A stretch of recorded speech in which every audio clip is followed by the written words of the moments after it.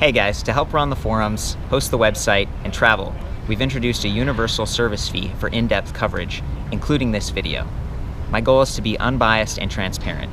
It's a privilege to serve you. This is not an endorsement. Let's get into it. Hey guys, we're in East LA. It's a little bit overcast, and so we might get some sprinkles, but I'm checking out a new brand. This is the MAXFOOT, and it's the MF19, which probably stands for MAXFOOT 2019. This is the high-end model, okay? We do have like a spec-down version over there with spokes, 500-watt motor. This one has a 750-watt motor and these cast alloy rims. Pretty nice. $25.99. Not super affordable at that price point, but again, you're getting a pretty high-capacity battery, 48-volt, 14 amp hours. It's got a lot of little upgrades like this USB port on the base of the display. We've got a slightly updated Derailleur. This is Shimano Altus versus Shimano Tourney. Still 14 to 28 tooth cassette, so it's, you know, it's not the widest range. Then these nice fat tires, Chow Yang. No reflective stripes, no puncture protection, but this is a brand that I've seen on a lot of other value fat tire bikes, and I love that it's got an integrated Trendo by Spaninga headlight, 10 lux on that. So kind of nice, you know, the way that this points where you steer, stays out of the way, keeps the cockpit clean, because this is a folding electric bike. It's got a joint in the middle. The battery's right there in that main tube. We've even got like a tapered head tube, so you can really see this thing is, it's kind of beefy, right? It's like a tough looking electric bike. It has pedal assist with a 12 magnet sensor down here, as well as throttle on demand. And I love that they've got a throttle on off switch right there, okay? And you can see that it's got a big thumb shifter. This is a SIS indexed shifter from Shimano. 7 speeds, as we talked about earlier. I kind of prefer the little trigger shifters that hang down here, but then they would get blocked by this on-off switch on the throttle. And I think that's actually pretty handy, especially given that this is a folding electric bike, because sometimes you might accidentally leave the bike on, and it's easy to bump that throttle. And with a pretty high-powered motor like this, 750 watts, probably peaks around 900 watts. It's hard to say the newton meters of torque, but you really feel it. This thing is zippy. And in fact, during my ride so far, it has felt a little bit like on or off. And even in the lowest level of assist, it's kind of like, it really gets going. So it's a very satisfying electric bike. And there is a mechanical advantage because of the smaller wheel size, right? It's not having to pull such a wide diameter, and that's something I think about if you're going to actually ride this in snow, do some off-road riding. We didn't have off-road around here, so we found this parking lot that has some dirt and stuff. I'm going to do my best to give you guys the experience. I'll put the camera on the bike, and you can hear that motor, and you can really feel the power. I was trying to figure out what brand of motor this is, and even though this is a slightly different motor, it's not encased in like that triple spoked alloy rim over there. This one says Zofo, XOFO, but I talked to the company and they said, oh, you know, we actually have MAXFOOT motors. Like that's our thing. We're making the motor. A lot of the other parts on this bike are kind of standardized, stuff that I've seen on other products, especially in the more affordable range. We're talking about Shimano Altus, and this one you can see it actually has a derailleur guard, which is nice because you're probably going to have this bike shipped to you, especially if you get it off of a crowdfunding campaign. I heard that they're going to be launching something like that. Again, this is a brand new brand for 2019, but I think it's associated with the AddMotor company that's been around for a little bit longer, and they're trying to hit like a value price point and maybe something a little bit more kind of fun. And you know, it's hard for me to say, but I was excited to check this out and get up close. They were doing like a photo shoot in the sand the other day, and I do want to say that anytime you're using a fat tire electric bike and you want to go in sand or snow, it's a good idea to drop the tire pressure a little bit. So these are 20 by 4 inch wide tires, great for soft terrain, whether it's loam or snow or sand. They say max inflate to 20 PSI or 1.4 bar, but really, you know, and there's no minimum recommendation here. I'm telling you, like in my experience, you have to go all the way down to like 5 to 7 PSI. For someone like myself, I'm 135 pounds. I have ridden like on soft sand in Mexico. I did this a couple years ago in Cabo San Lucas, and it worked great. Not only for me, but also some of the heavier riders on that trip. And we all did fine just riding along on the beach, but we did have to lower the PSI quite significantly. And then you get into the territory of pinch flats, snake bites. So when the tires are really low pressure, they kind of spread out and they absorb on the soft terrain. But just keep in mind, if you come in contact with like a sharp angle on a curb or some rocks, that it could cause a pinch flat. So that's my advice on that. I love that. It looks like this is an e-bike specific KMC Z chain, probably rust resistant. You can see that the motor power cable, it comes at a hard angle right here, so it doesn't stick out too much. And I'm hoping that the final version of this would have a derailleur guard as well, because as it's being shipped to you, you want to protect that little derailleur, not get it bent out of place. And then back to the front here, this chainring does have an aluminum alloy guide, so hopefully that chain's not going to bounce off if you are in bumpy terrain. And it's going to protect your pants a little bit. I am wearing pants because it's a bit chilly today. I could still get a little bit of grease on my pants, but at least they're not going to be directly in contact with that chain as long as I'm pedaling kind of foot forward a little bit. We've got plastic folding pedals, not the fanciest thing in the world. You just kind of pull out on this. Looks like it kind of might be a little stuck from their sand riding the other day. See if this side's easier. There we go. See that? And then it folds down like this. So it's gonna save you some space if you are trying to put this in the back of an SUV or something like that.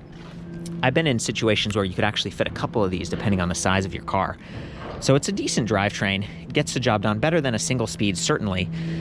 It's a rigid aluminum alloy fork, and because these are fat tires, I think it's 135 millimeter hub spacing up front with a 9 millimeter axle threaded with nuts. And then in the rear, I think this is 170 millimeters, so a little bit wider to accommodate the cassette and the wider tires. And I think this one's actually like 11 millimeters.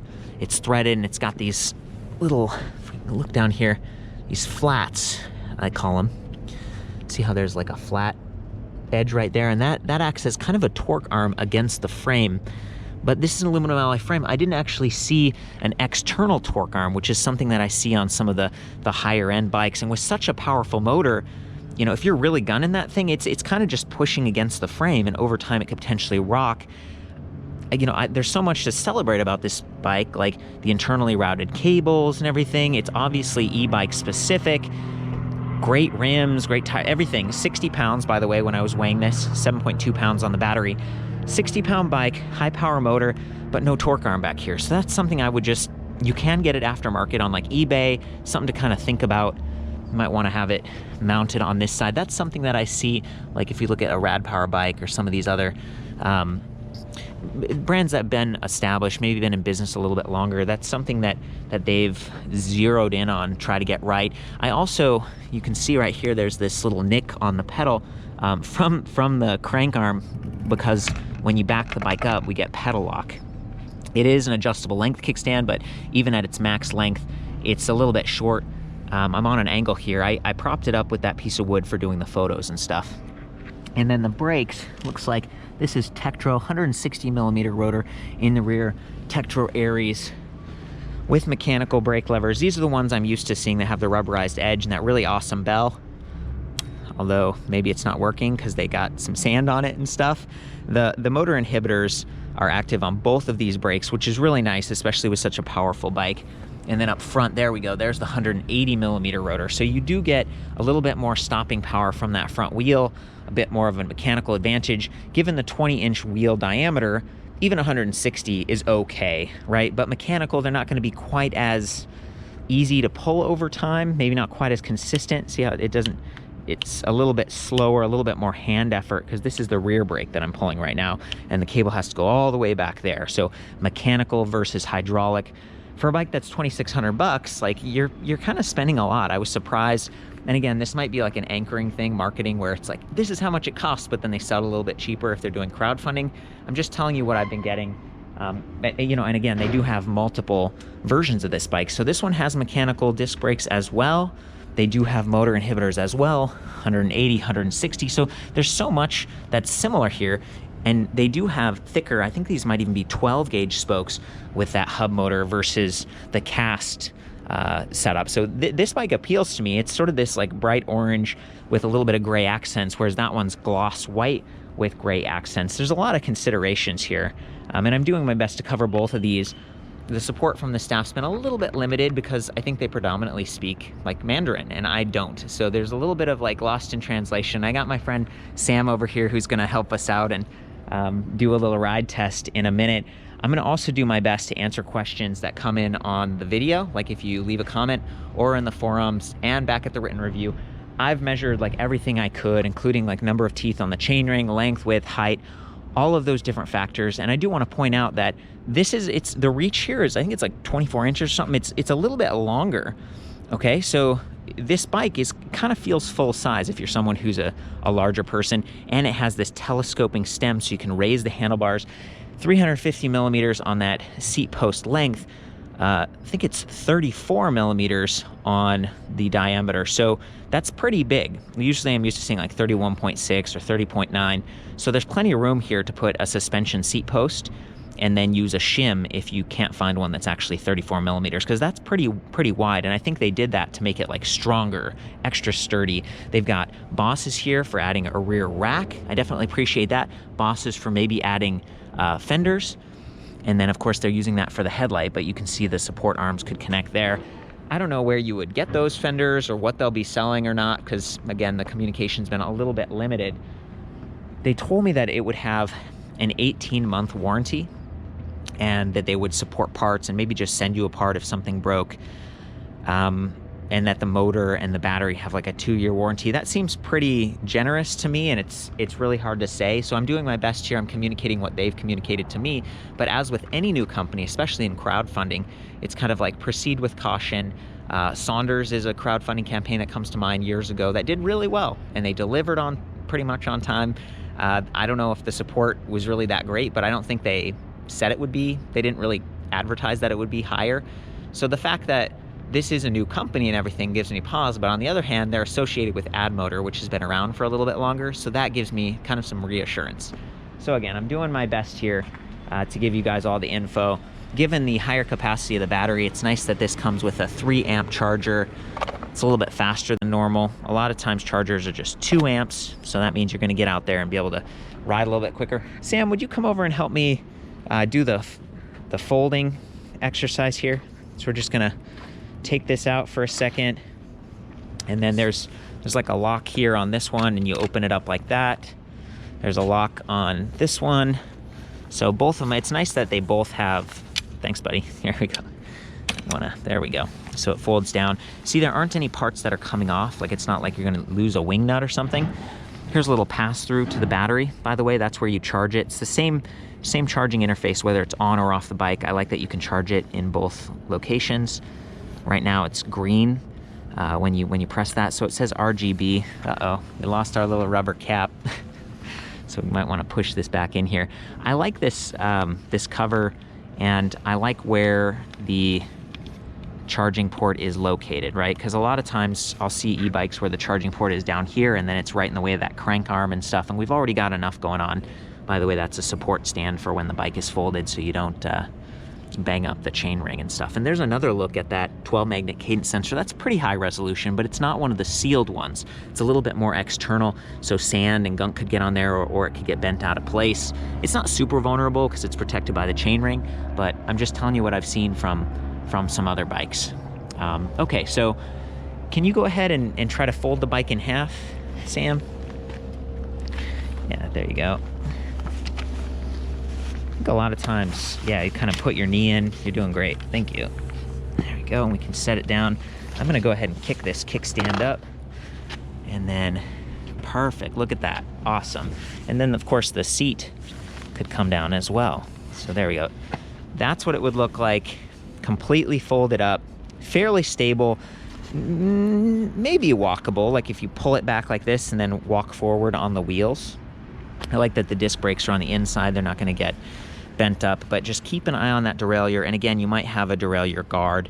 That other bike does. So that's kind of what's going on in my mind. I do happen to have the key in my pocket right here, and you do need that to get the battery out. So I'll just insert it, twist it, and then I think there's like a little ledge right here. Yeah, so you can pull on it like that and take the battery out, reduce the overall weight of the bike by about 7 pounds. And again, this is a 60-pound folding bike, so it's a little bit on the heavy side, especially since it only has a headlight. There's no rear light. This is what the battery looks like. It's got this like slot on the bottom, and there we go. 48 volts, 14 amp hours. I think that's about it. I've gone over this as thoroughly as I could. We're gonna fold this back up and then take a little ride around here and just let you see that motor and hear it, because it's pretty zippy. Okay guys, we're getting ready to do the ride test, and I wanted to show you how this display works. This is a King Meter SWLCD. It may be branded MAXFOOT in the final version. Again, it does have that full-size USB port down there, which is nice, but I'm guessing that it only puts out like 5 volts, 500 milliamps, because I plugged my iPhone into it and it didn't work, and I think iPhone requires like a full watt of power output. So there you go, might work with Android. Hold the M button down here for a couple seconds, comes to life. We've got 5 ticks on that battery bar infographic, odometer right here on the right, but if we press the M button again, it cycles to trip meter, so trip odometer. It's kind of cool. Speed, it's in miles per hour right now, but I'll show you how to change that in a second. Mode Eco, which is pedal assist level 1. If we go down to 0, see, nothing shows up. So we'll go to 1, Eco 2, Eco 3 standard, 4 power, 5 speed. So that's a little bit more power, potentially higher top speed, but you're going to use the battery a bit faster. And then we have watts right here. So that's how many watts the motor is using. Since I'm just showing you the bike, I'm actually going to deactivate the throttle. That way we don't accidentally bump it and take off. And I would always recommend turning off the throttle and turning off the bike before you fold it, just for safety, so you don't actually get that wheel spinning out of control. And then a minute ago I said speed up here, but we can actually change that by holding the up arrow to average speed or max speed, right? So that's kind of cool. It's got a few different menus buried in there. And then to turn on backlighting and the headlight, we hold up and M together, and then we can see there's a little light icon, and that's spinning the headlight. Whoa, there it is. And back here to the display, I think if we hold down, we'll get walk mode. Let's try that. Oh boy, there we go. And it's a zippy walk mode, coming back to the motor that they've spec'd here. It's pretty high power. And then if we hold up and down together, we'll get into the menu. So 24 inches is what they've got for the tires. Even though these are 20-inch diameter wheels, with the 4-inch tire on top of it, 24 is probably pretty accurate. So I'll click M and it goes to the next thing. 32 kilometers per hour is the speed limit, but we could take that down. So if you're someone who's like maybe a little bit concerned about the power or top speed, we could take that down a little bit. There we go, take it back up to 32 kilometers per hour. By the same token, you could probably make this go faster than 20 miles per hour. Not really sure. I haven't experimented with that too much. Speed 3 miles per hour. This is where you'd switch to kilometers per hour. I'm going to leave it miles per hour. And then we're back to the wheel size. So then I think I just hold M for a second and it exits. There we go. That is the menu. That's the control panel. I think I'm going to hop on this. Are you ready to go for a ride, Sam? Go for a ride? Okay, so I'm going to get myself on the saddle in the pedal position. I'm going to activate that throttle. I don't think the throttle is active in 0. No, it's not. Okay, cool. But it is once you go up to level 1. And this is a really smooth way to start. So I'm just going to gently, okay, nice and easy, right?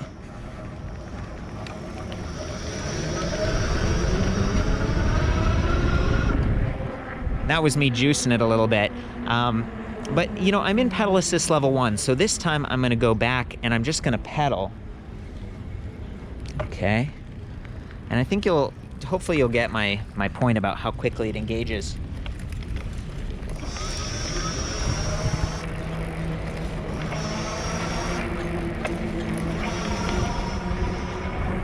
There we go. So you can see that it really picks up steam pretty quickly, even in assist level 1. So I feel like maybe in the future they could get the controller just to smooth out a little bit so it's not quite so zippy. This time I'm going to do it in assist level 5 and we're going to see what this thing can really do.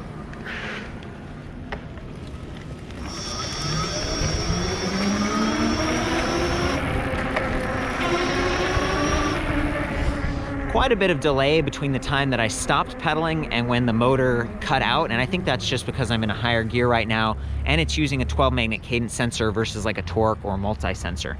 So if I shift down to a lower gear, I think it would respond a little bit more quickly when starting, but it still seems like there's some delay when it cuts out. Let's try that. I'm gonna shift some gears. Let's just take it down to like, there we go, okay.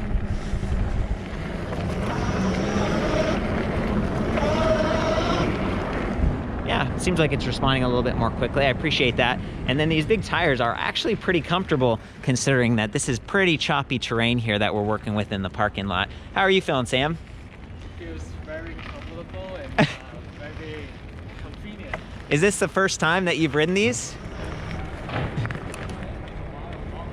I guess he hasn't done it for a little while. He's just a friend of the founders, friend of the company here. So some of the other folks that were in the office were like, I don't know if I want to be on camera. And he's like, I'll do it, which is pretty sweet. So I appreciate that. Oh, yeah. Okay, guys, from here you can see that, I believe it's a 48 tooth chain ring right here. I do have those specs back at the website. We've got the mounting point for that center stand. I like the look of this bike, just the thicker tubing and everything. It matches really well, but that joint right here, just a little bit forward, when you're pedaling sometimes, it is possible to bump your knees on this. So be careful, like getting on and off. This is what I would consider a mid-step frame. It's a little bit higher than a step through, but not quite as high as a high step. I guess I'm saying that because I went for a ride on the beach with a friend all those years ago in Cabo, and she did bump her knees and got a little bit bruised up, so be careful. Got that alloy chain guide, which is really nice. Not only does it protect the teeth, but it also protects your pants and keeps the chain on track. And then the 14 to 28 tooth cassette in the rear, that's probably fine for up to 20 mile per hour riding. It's not like the world's greatest Derailleur cassette, but it's also not the very lowest. That would be Shimano tourney. So it seems like things are working well. Be careful with that wire, that motor cable, and just keep an eye on those bolts and stuff because it doesn't have that torque arm. But so far, everything's working just fine for us. And I think if I pull this up, there are some stickers that I can see. It says 48 volt, 20, SOF, 191, X001. Now, here we go. I'm at pedal assist level 5.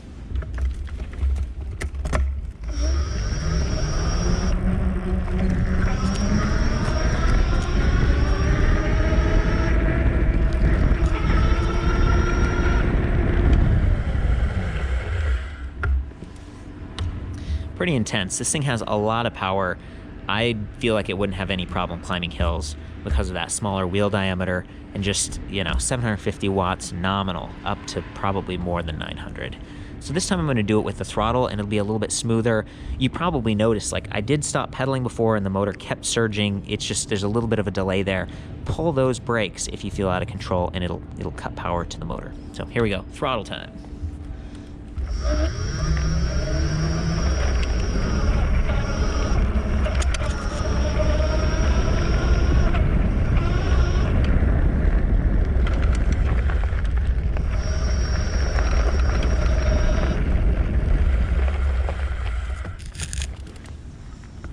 Awesome. I did gun it back there to see if it would spin out, and it didn't. So, that's good. It's not ripping up the trail or anything, but there's still plenty of support for climbing and getting over some roots and stuff. So coming back to those brake levers, being able to cut that motor off instantly is pretty important with a high power motor. I'm definitely appreciating the motor inhibitors. I like the bell if it worked. Does your bell work? Can you ring it? See it on the left there?